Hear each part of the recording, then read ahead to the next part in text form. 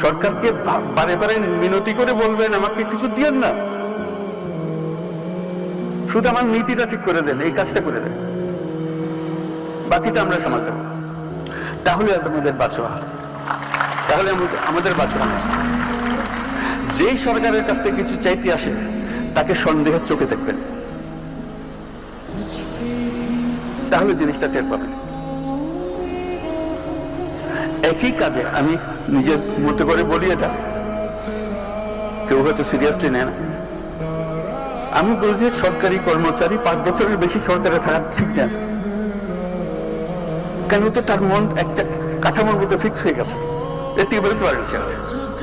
আবার নতুন লোক যারা বাইরের থেকে দেখতেছে তাদেরকে নিয়ে আসতে হবে। এটা বিশেষভাবে প্রযোজ্য এই প্রযুক্তি মন্ত্রণালয়ের। প্রযুক্তি মন্ত্রণালয়ে যদি এমন লোক আসে যে প্রযুক্তি সম্বন্ধে বোঝাপড়া হয়েছিল 30 বছর আগে, 30 বছর ছাড়া দুনিয়া পাল্টে যায়, তাকে ওই যেটা দিয়েছে সেটাই তার দোষ না, সেটা অনুভব করার সুযোগ পায় না। কাজে যে অনুভব করছে সে যেন আসতে পারে প্রতিনিয়ত পরিবর্তন, প্রতিনিয়ত পরিবর্তন।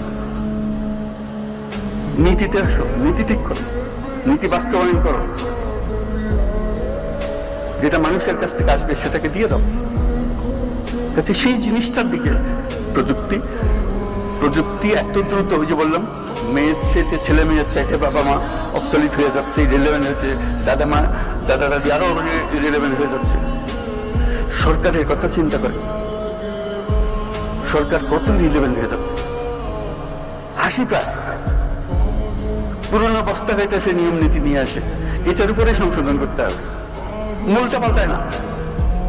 ওই যে ব্রিটিশ সরকার ধরিয়ে দিয়ে গেছে নীতি, ওই নীতির উপরে সব সংশোধন হইতেছে। আরে ভাই, ওটা তো মূল জিনিস গোলমাল, নতুন করে বানাতে অসুবিধা থাকে। সেই পরিবর্তনে কেউ জানে, সব ঠেকার কাজ। আমার ঠেকাটা সামনে দিতে হলো, আমার প্রমোশন হবে, আমি অন্য জায়গাতে চলে যাব।